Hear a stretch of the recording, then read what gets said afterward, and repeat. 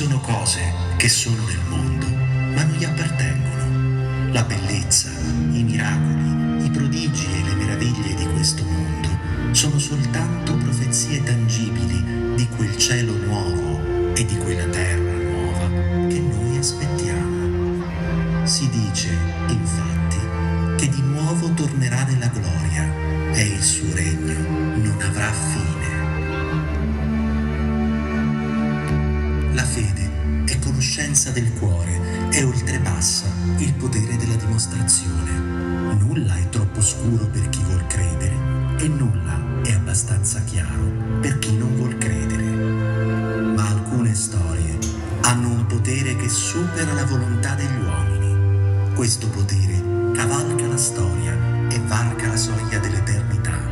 Questo potere noi lo conosciamo perché è il potere dei santi.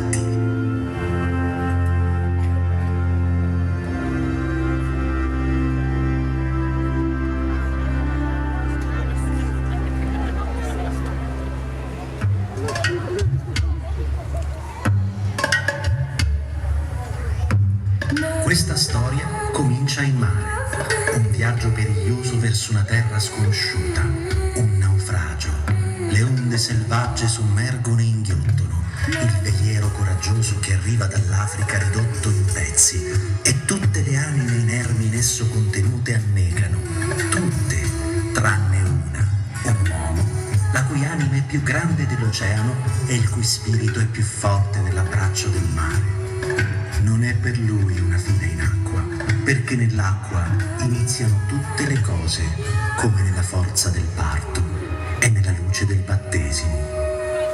Così per lui inizia una nuova vita su una riva sconosciuta.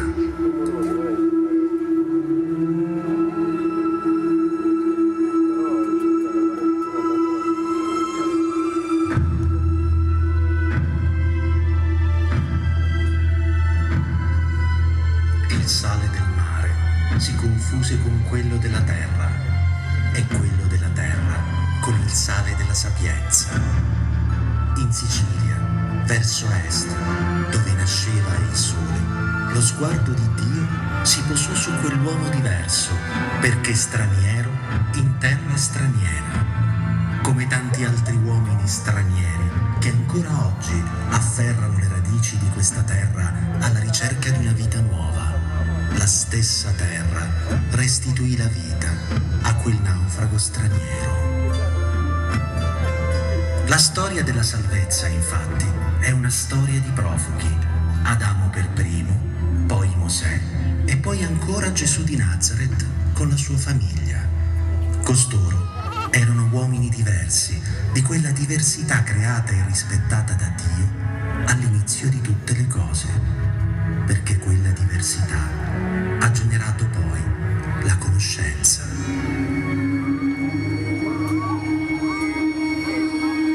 I sandali del nuovo Ulisse già alzavano la polvere delle strade nelle terre di Messina.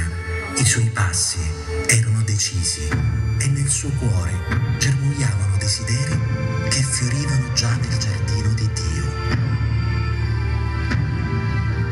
Era il 1221 ed era maggio.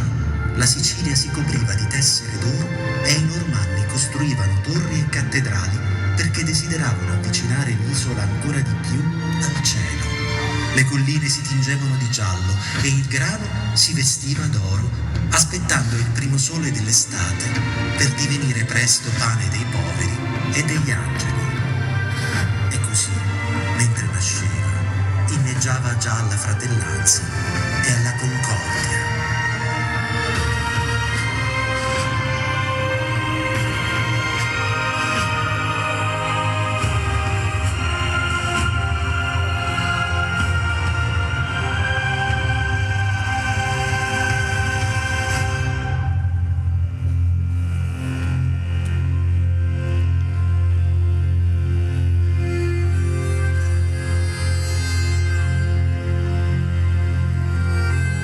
La sapienza dell'uomo sconosciuto era pronta a far nuove tutte le cose, ma questa sapienza esige una forma di conoscenza che è diversa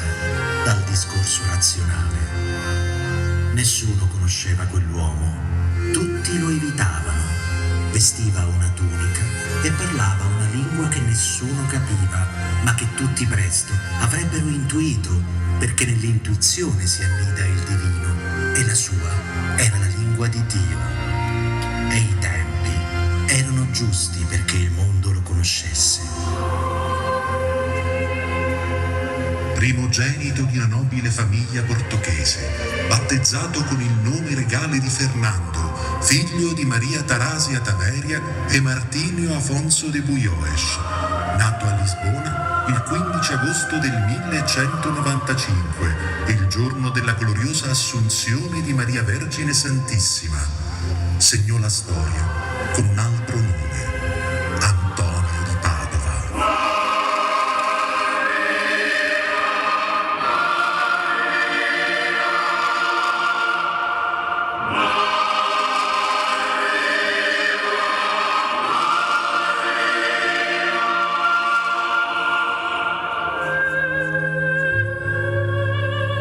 Martire di desiderio, esempio di semplicità, ricco di prudenza, fervido nella carità e generoso nell'amore, amante della pace, nemico delle vanità, martello degli eretici, apostolo di ogni virtù, dottore della verità e arca del testamento, e poi ancora gloria del Portogallo e onore della Chiesa.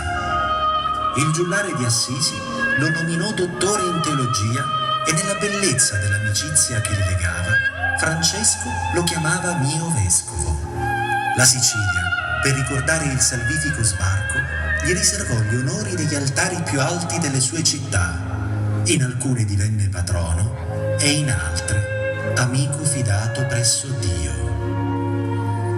Già a 15 anni Antonio entrò nell'ordine agostiniano, dove studiò profondissimamente le scritture, tanto che più tardi Gregorio IX lo definì arca del testamento. Gigante del pensiero, intellettuale di non comune raffinatezza, il giovane Antonio fu poi colpito dalla semplicità e dall'umiltà dei primi francescani. Scelse di chiamarsi Antonio per fascinazione alle virtù dell'abate egiziano. Di lui accolse il desiderio di povertà, ma all'eremitaggio Dio contrappose agli occhi di Antonio, già martire di desiderio, l'ambizione di tessere le strade della vita e del mondo per arare i cuori, le menti e le coscienze. Ardeva nel suo cuore il desiderio di portare la verità dove era l'errore, la speranza dove era la disperazione, la consolazione dove era il tormento, l'amore dove era la discordia e la luce dove erano le tenebre. Del resto, si sa, non si accende una lampada per metterla sotto il moggio. Alla fine di maggio, infatti, il cielo stillava lingue di fuoco, si avvicinava la Pentecoste e i preparativi per un lungo viaggio fremevano.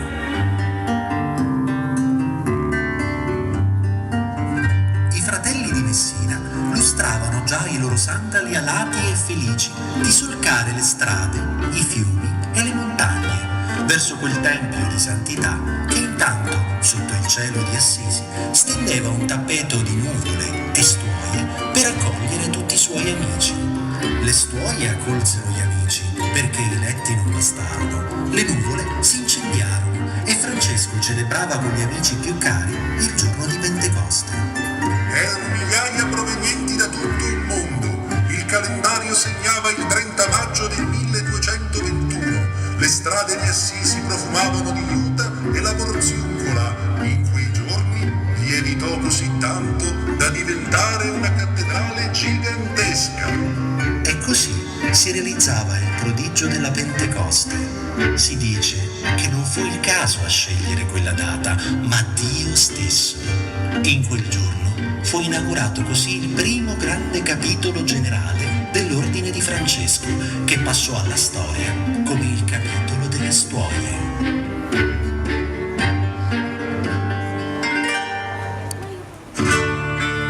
In quell'occasione Francesco conobbe il cuore di Antonio e Antonio si lasciò ungere da Francesco.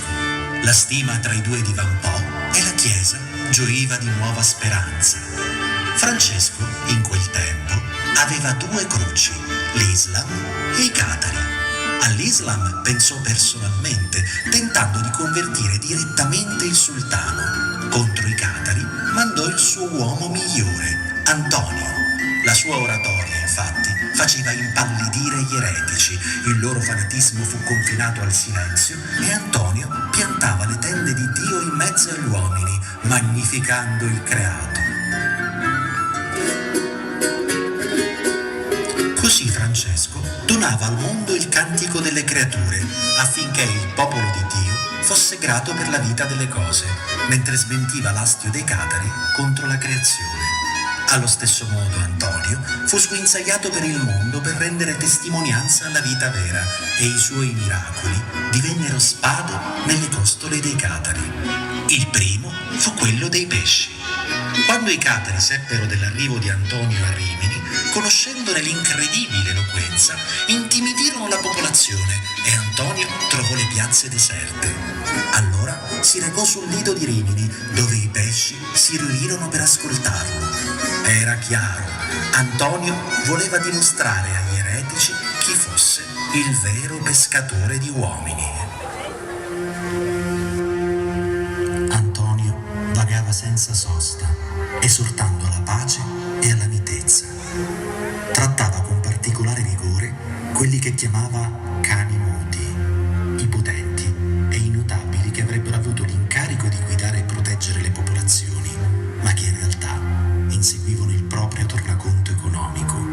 La verità genera odio. Per questo alcuni, per non incorrere nell'odio degli ascoltatori, velano la bocca con il manto del silenzio. Se predicassero la verità come verità stessa esige e la divina scrittura apertamente impone, essi incorrerebbero nell'odio delle persone mondane, che finirebbero per estrometterli nei loro ambienti. Ma siccome camminano secondo la mentalità dei mondani, temono di scandalizzarli, mentre non si deve mai venire meno la verità, neppure a costo di scandalo. Il Signore Dio mi ha dato una lingua da discepolo, perché io sappia indirizzare una parola allo sfiduciato. Ogni mattina fa attento il mio orecchio, perché io ascolti come i discepoli. Il Signore Dio mi ha aperto l'orecchio e io non ho posto resistenza, non mi sono tirato indietro, sapendo di non restare confuso. Così Isaia ispirava il cuore di Antonio, saldo nella fede e coraggioso nella semina della pace. Stanco nel corpo, ma vigoroso nella santità, giunse alla sua meta. Vedeva già, oltre le linee delle colline, la sua Gerusalemme, Padova. L'umiltà gli suggerì che quella città gli avrebbe cambiato la vita. La storia ha poi dimostrato un altro fatto. Fu Antonio che cambiò Padova.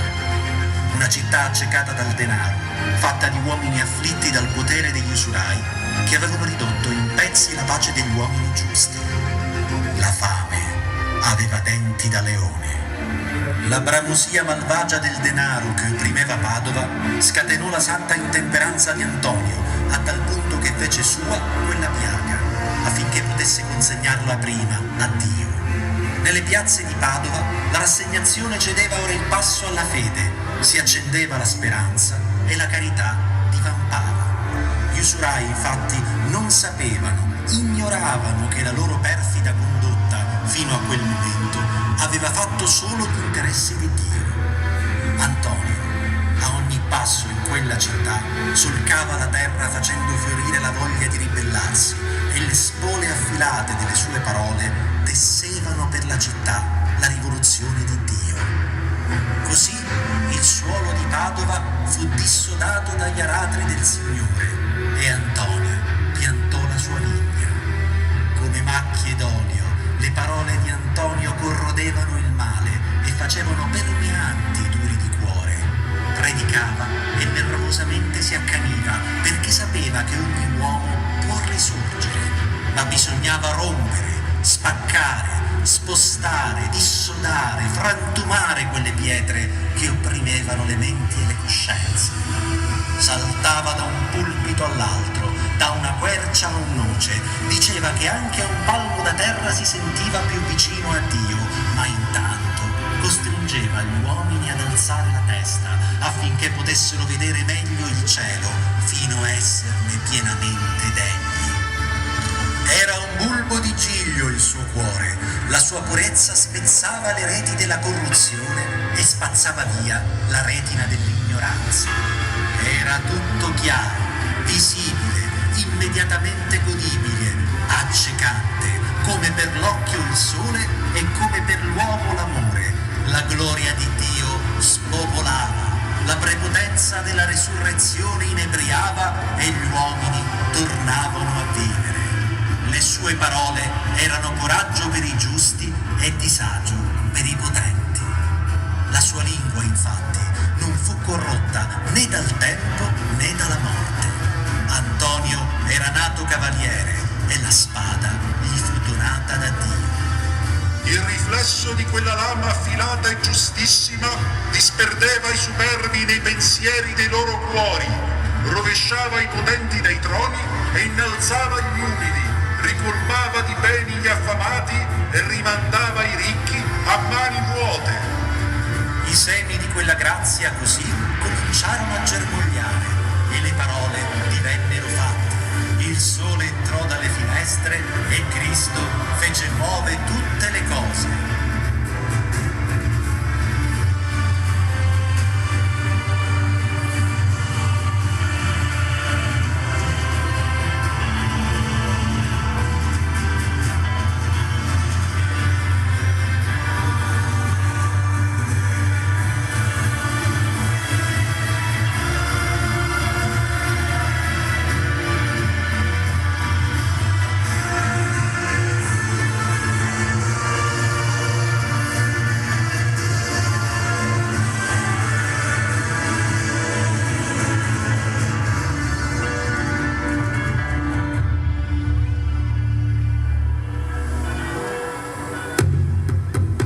Le città crescevano, le generazioni si moltiplicavano e con loro anche la fama di Antonio.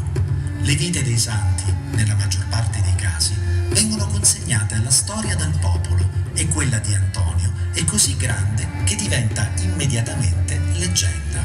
È un fatto che sulle strade di Antonio si costruirono chiese e poi santuari per onorarne la vita e la memoria. La Sicilia, terra da sempre sensibile al mito e alla santità, non poteva essere da meno e sono tante le storie in cui spicca la figura di Antonio. Egli, infatti, ha seminato una tale moltitudine di segni che umiliano perfino l'opera del tempo, perché certe cose hanno la sostanza dell'eternità.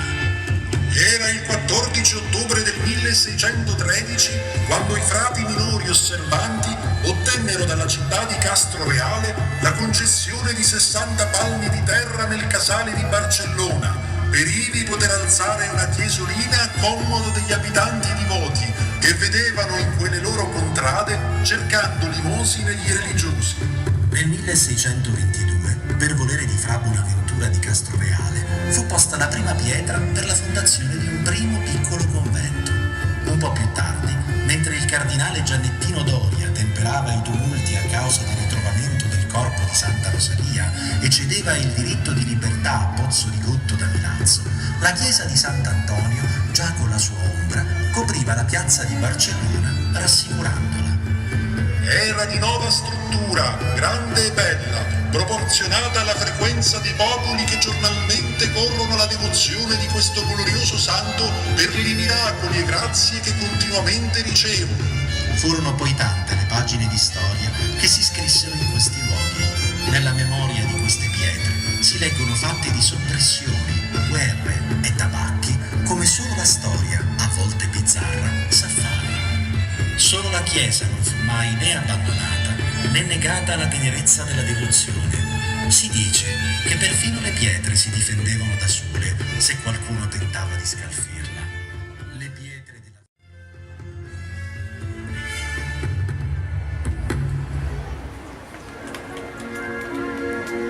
Questi sono i luoghi che meritano il privilegio della provvidenza, perché perché sono stati voluti da uomini che hanno sempre avuto un sogno comune, quello di sopravvivere al tempo. In questi luoghi, in cui si concentrano gli effetti del divino, la terra partorisce ispirazioni e il cielo distoglie l'uomo dalle trappole del cinismo. Questa è una terra che non ha risparmiato pagine alla storia. Uomini di diversa natura o cultura su queste zolle hanno costruito o immaginato le loro ambizioni. Antonio fu uno di questi. Una volta restituito alla vita, dopo il naufragio, dimenticò perfino il desiderio del martirio per ritornare a sognare. Il mondo è nelle mani di coloro che hanno il coraggio di sognare, anche di giorno, e di correre il rischio di vivere i propri sogni. Ma i sogni sono come i venti. Ci sono venti che distruggono, deprimono, cancellano, altri che vanno cavalcati, a cui bisogna abbandonarsi, la cui forza, se ci poniamo a favore, ci spinge a fare grandi cose. Antonio era un uomo che quei venti sapeva cavalcarli, perché i venti impetuosi della vita o del dubbio sono alla base di ogni passione, e alla base di ogni passione si nasconde sempre un sogno. Queste cose consumavano Antonio nella passione del divino, e mentre spariva lentamente alla vista dell'uomo, cresceva la sua figura agli occhi di Dio, la culla dei suoi sogni. Video Dominum meum. Vedo il mio Signore, diceva ai suoi compagni, mentre la sua anima pura come un giglio saliva al cielo, sicura come l'ascensione di un fiore d'acanto. La fede è quella cosa che permette all'uomo di vedere il suo volto riflesso in quello di Dio. Solo quando tutti ci ritroveremo in paradiso capiremo cos'è l'amore. Cercate persone passionali, forti, felici. Sono come le stelle. Se non alzi la testa, non le vedi. E quando lo sguardo sprofonderà nel cielo, si capirà che sono un'infinità. Influenzano l'andamento delle cose, danno il ritmo alla vita. Quelli che dicono ciò che pensano, a volte questo fa male, a volte vi colpiscono il cuore, ma sono onesti. Gioiscono con sincerità, cantano e ridono forte. Vi riconoscerete perché sono contagiosi. Cercate coloro che stanno lì, aspettando il vostro amore, e vi faranno più forti. Cercate coloro che hanno molta vita, cercate quelli sonori, quelli che hanno la scintilla negli occhi. Sono un po' bambini, camminano credendo nella bontà, vedono tutto, il bianco e il nero, ma vivono per il giallo, il rosso, l'azzurro. Cercatele, dovete solo alzare la testa.